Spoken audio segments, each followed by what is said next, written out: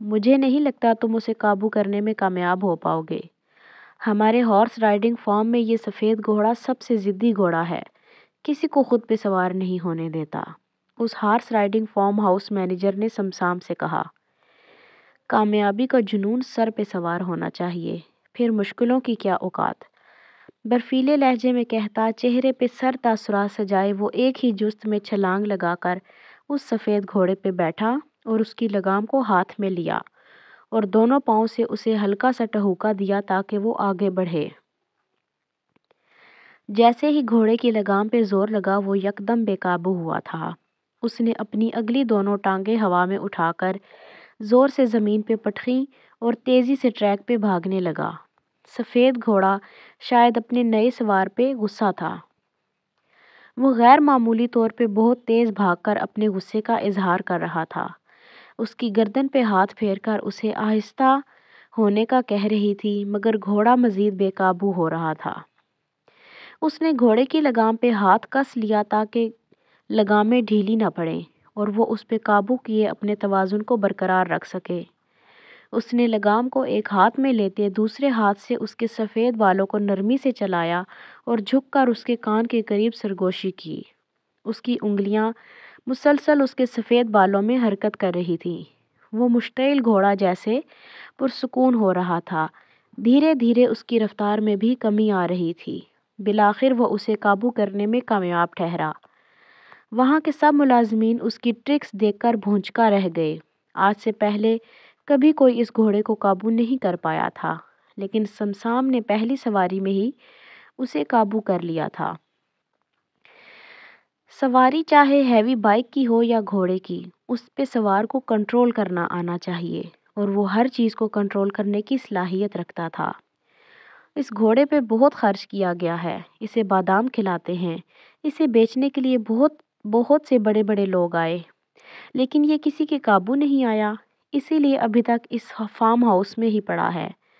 تم نے تو کمال کر دیا، مینیجر نے اس کے پاس آتے ہی ستائشی نظروں سے اسے دیکھتے ہوئے کہا۔ مینیجر نے گھوڑے کو ہاتھ لگا کر چھونا چاہا تو گھوڑے نے پھر سے اپنی دو اگلی ٹانگوں کو ہوا میں اچھال کر خفگی کا اظہار کیا۔ میں اسے ایک چکر لگوا کر لاتا ہوں، سمسام نے گھوڑے پہ بیٹھے ہوئے اسپاٹ انداز میں کہا۔ شیور، مینیجر نے اسے اجازت دی۔ وہ بہت خوش تھا، آخر کوئی تو ایسا آیا تھا جس نے اسے قابو کر لیا تھا۔ سمسام نے اس ہارس رائڈنگ فارم ہاؤس میں پارٹ ٹائم جاب شروع کی تھی۔ کالج سے واپسی پر وہ وہیں کام کرتا تھا۔ وہ گھوڑے کو دوڑاتا ہوا فارم ہاؤس سے باہر نکلا۔ ایک ٹریک پہ چلنے کے بعد آگے سے پہاڑی سلسلہ شروع ہو جاتا تھا۔ اس نے واپسی کے لیے اسے موڑنا چاہا۔ آج کالج میں سارا دن بیک ٹو بیک لیکچرز تھے، ایک بھی فری پیریڈ نہیں تھا۔ وہ بہت تھک گئی تھی، لیکن پہلا دن تھا ہوم ٹیوشن کا، اسی لیے وہ ادھر چلی اور وہاں سے واپسی پہ ان کے گھر سے جیسے ہی نکلی اچانک موسم نے انگڑائی لی۔ آزاد کشمیر کا موسم ہی ایسا تھا، پل بھر میں اچانک بادل چھا جاتے تھے۔ ابھی چلتے ہوئے تھوڑا اور آگے آئی کہ اس کے ہاتھ پہ ایک ننھی بوند پڑی۔ اس نے سر اٹھا کر دیکھا تو ایک ساتھ بارش کی کئی ننھی منھی بوندیں اس کے چہرے پر ٹپ ٹپ پڑیں۔ اسے احساس ہوا کہ بارش کی شروعات ہو چکی ہے۔ اس نے چار سو نگاہ دوڑائی، لیکن ہلکی سی دھند کی دبیش طے اور سرمئی بادلوں نے آسمان کو اپنی لپیٹ میں لے رکھا تھا۔ اسے ہمیشہ یہ برسات کا موسم بہت بھاتا تھا، لیکن آج اسے نہ جانے کیوں یہ بن وقت برسات اچھی نہیں لگ رہی تھی۔ اسے کپڑے گیلے ہونے سے پہلے گھر پہنچنا تھا۔ اس نے آج شارٹ کٹ سے گھر واپس جانے کا سوچا، جو جنگل اور پہاڑی راستوں سے ہو کر گزرتا تھا۔ وہ تیز تیز قدم اٹھاتے ہوئے آگے بڑھ رہی تھی، مگر بارش کی وجہ سے اس کے پاؤں پھسل رہے تھے۔ تیز بارش کی بھوچھاڑ کی وجہ سے سب دھندلائی دکھائی دینے لگا۔ اچانک پھسلن کی وجہ سے اس کا پاؤں پھسلا اور وہ لڑکتی ہوئی اونچائی سے گہرائی کی طرف گرنے لگی۔ تبھی گھوڑے کی ہنہنانے کی آواز نے اسے اپنی جانب متوجہ کیا۔ سفید براق گھوڑا تیزی سے اس کی جانب بڑھ رہا تھا، مگر بارش کی وجہ سے اسے ٹھیک سے آنکھیں کھول کر دیکھا نہیں گیا کہ گھڑ سوار کون تھا۔ اس نے دور سے گل رخ کو گرتے ہوئے دیکھ لیا تھا۔ وہ گھوڑے کا رخ واپسی کے بجائے دوسری طرف موڑ چکا تھا اور اب اس کے قریب آئے نیچے جھک کر اس کی کمر میں ہاتھ ڈال کر کسی گڑیا کی طرح اپنے ہاتھ سے اوپر کھینچ کر بٹھا لیا۔ گل رخ تو اس کے انداز پہ ہک دک رہ گئی کہ جا کے کچھ بول پاتی۔ سفید خوبصورت گھوڑا اپنی پوری رفتار سے قدم اٹھا رہا تھا۔ مناظر گزرتے چلے جا رہے تھے، ساتھ ساتھ یہ لمحات بھی۔ وہ خود کو کسی خواب کی کیفیت میں محسوس کر رہی تھی، جہاں شہزادہ ایک شہزادی کی جان بچا کر اسے اپنے گھوڑے پہ سوار کیے اپنے محل میں لے جا رہا تھا۔ گھوڑے کی ٹاپ کی آواز کے باوجود بھی ان کے درمیان چھایا فسوں قائم تھا۔ اس نے پلٹ کر دیکھا تو اس کی ناک سمسام کے ہلکے سے بیئرڈ زدہ گال سے مس ہوئی۔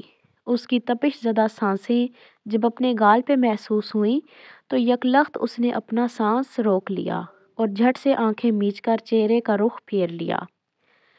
ڈرنے کی ضرورت نہیں، تمہیں کچھ نہیں ہونے دوں گا۔ وہ سمجھ سکتا تھا کہ وہ ابھی تک اس سے خوفزدہ ہے۔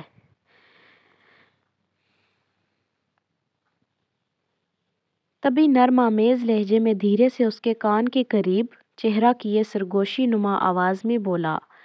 اس کا پرحدت لمس ہلکا سا کان پہ محسوس ہوا تو گل رخ کو لگا جیسے اس کا پورا وجود شعلوں کی لپیٹ میں آ گیا ہو۔ اس کے بدن میں سنسنی سی دوڑ گئی۔ اسے اپنی دھڑکنیں منتشر ہوتی ہوئی محسوس ہوئیں اور سانس رکتا ہوا۔ یوں لگ رہا تھا اگر چند مزید لمحات وہ اس کے اتنے قریب رہی تو اس کی روح پرواز کر جائے گی۔ ان قربت آمیز لمحات کا فسوں تب ٹوٹا جب گھوڑا ایک بڑے گھنے سیاہ شجر کے نیچے آ رکا۔ یہاں پتوں کی وجہ سے ان پہ بارش کم پڑ رہی تھی۔ پلیز مجھے نیچے اتاریں، میں چلی جاؤں گی۔ وہ مکمل بھیگ چکی تھی۔ سردی اور بارش کی وجہ سے اس کا نازک بدن کپکپا رہا تھا۔ وہ اس کے طلسم زدہ حصار سے نکلنے کا جتن کرتے دھیمی آواز میں بولی، اوکے۔ اس کی گھمبیر آواز اس کی سماعتوں سے ٹکرائی۔ اس سے پہلے کہ وہ نیچے اترتی وہ گھوڑے کا رخ موڑ چکا تھا اور گھوڑا اپنی پوری رفتار سے بھاگنے لگا۔ بارش کی رفتار میں کمی ہو چکی تھی۔ وہ ہک دک سی رہ گئی۔ وہ تو نیچے اترنے والی تھی اور اس نے اسے نیچے اتارنے کی حامی بھرنے کے باوجود بھی گھوڑے کو دوڑا دیا تھا۔ اس نے ڈرتے ہوئے اس کی ہڈی کو ایک ہاتھ سے جکڑ لیا۔ زبان تو جیسے گنگ ہو گئی تھی۔ تبھی گھوڑا کہیں رکا تھا۔ شاید اس نے آنکھیں کھول کر دیکھا۔ نیچے آئیں۔ اس نے خود گھوڑے سے چھلانگ لگا کر نیچے اترتے ہوئے بھاری آواز میں کہہ کر اپنا ہاتھ آگے بڑھایا۔ گل رخ نے اس کی جانب دیکھتے اور اس کے ہاتھ میں اپنا ہاتھ پکڑانے کی بجائے حیرت زدہ نظروں سے ادھر ادھر دیکھا کہ وہ اسے کہاں لے آیا تھا۔ یہ گھوڑا میرا نہیں ہے، اسے واپس کرنا ہے۔ وہ ابھی تک حیرتوں کے سمندر میں غوطہ زن تھی کہ سمسام نے اسے اٹھا کر نیچے اتارا۔ آپ یہ کیا کر رہے ہیں؟ چھوڑیں۔ اس کے حلق سے بمشکل آواز برآمد ہوئی۔ وہ اس کی بات انسنی کرتے اتنی دیر اسے زمین پہ کھڑا کیے گھوڑے کی لگام سے پکڑے اندر بڑھ گیا۔ گل رخ کے قدم ڈگمگائے۔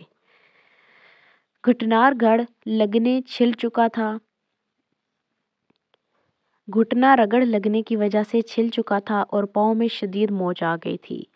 کپڑے بھی جا بجا بارش کی وجہ سے مٹی میں پھسلنے سے گندے ہو چکے تھے۔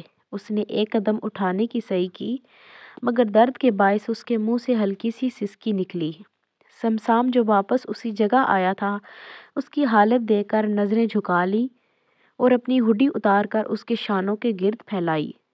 گل رخ نے اپنے شانوں پہ بوجھ محسوس کیے یک لخت پلٹ کر دیکھا تو اس کا سرخی مائل چہرہ شرم سے مزید دہکنے لگا۔ اس نے نظروں کا زاویہ بدل لیا۔ مجھے اس کی ضرورت نہیں، آپ کو ٹھنڈ لگ جائے گی۔ وہ اس وقت بلیک جینز پہ بلیک ویسٹ پہنے ہوئے تھا۔ گل رخ نے بڑھتی ہوئی سردی کے پیش نظر اپنے شانوں سے اس کی ہڈی واپس اتاری۔ اور اگر تمہیں کسی کی نظر لگ گئی تو؟ وہ ذو معنی انداز میں بولا۔ مطلب؟ گل رخ نے ناسمجھی سے اسے دیکھا۔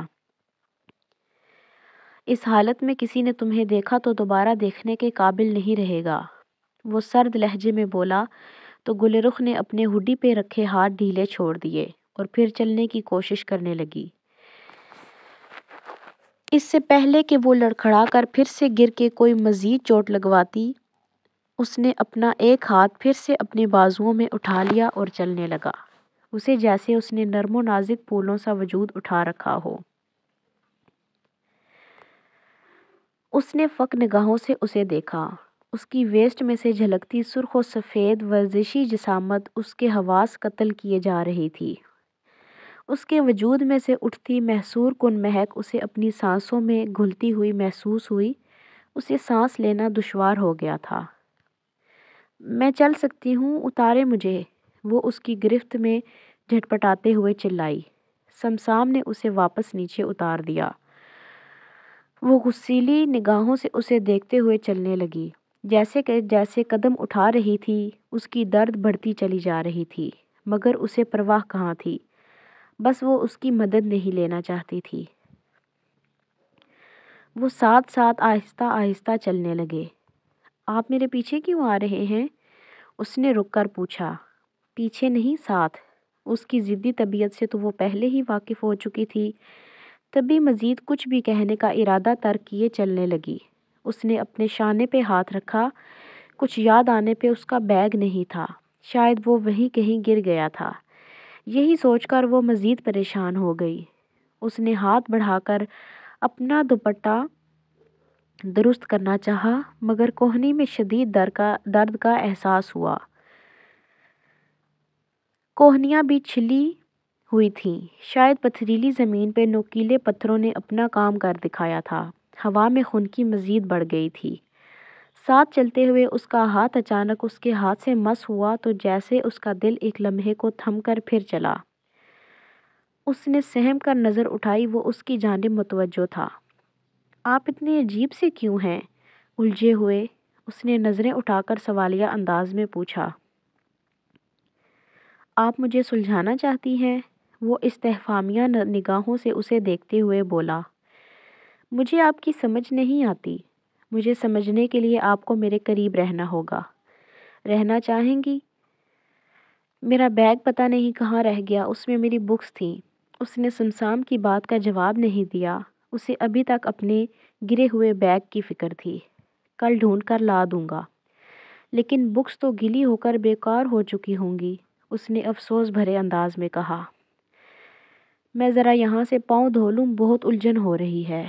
اس کے پیروں پہ ابھی تک کیچڑ لگا ہوا تھا۔ اس نے آبشار سے بہتے جھرنے کی طرف بڑھتے ہوئے کہا اور اسی طرف بڑھنے لگی جہاں شفاف پانی کا جھرنا بہہ رہا تھا۔ اس نے جھرنے کے قریب پڑے ٹیلے پہ بیٹھ کر پاؤں جھرنے میں ڈال لیے تاکہ وہ صاف ہو جائیں۔ وہ بھی اس کے قریب بیٹھ گیا۔ اس نے اپنی کوہنی پہ بھی ہاتھ میں پانی بھر کر ڈالنا چاہا، لیکن اس سے پہلے ہی سمسام نے اپنی مٹھی میں جھرنے کا بہتا پانی بھرا اور اس کی کوہنی پہ ڈال دیا۔ یہ اس شخص کا کون سا روپ تھا جس سے وہ ابھی تک انجان تھی؟ وہ تو صرف اس کی جنونی و وحشت ناک روپ سے ہی واقف تھی، پھر اس کا یوں دھیمے لہجے میں بات کرنا، اس کی فکر کرنا، اس کی مدد کرنا اور اب اس کے زخموں پہ مرہم رکھنا۔ وہ تو حد درجہ مغرور تھا، کسی سے بات بھی اپنی مرضی سے کرتا تھا۔ کالج میں تو اس کے الگ ہی تیور تھے، پھر میرے ساتھ ہی ایسا رویہ کیوں کر؟ وہ اس کی طرف ٹکٹکی باندھے دیکھ رہا تھا۔ گل رخ جو اپنے ہی خیالوں میں گم تھی، سٹپٹا کر رہ گئی۔ آپ ایسے کیوں دیکھ رہے ہیں؟ وہ زیادہ دیر تک اپنی پٹڑ پٹڑ چلتی ہوئی زبان پہ بند نہ باندھ سکی۔ اس کے نرم رویے کو دیکھ کر اس کی ہمت میں بھی اضافہ ہوا تھا۔ بلا جھجک بولی، کیونکہ مجھے اچھا لگ رہا ہے۔ اس نے صاف گوئی کا مظاہرہ کیا۔ گل رخ کو اس طرح صاف گوئی کی امید نہیں تھی۔ اس کے گالوں میں سے شفق پھوٹ پڑی اور گال کشمیری سیب جیسے سرخ ہو گئے۔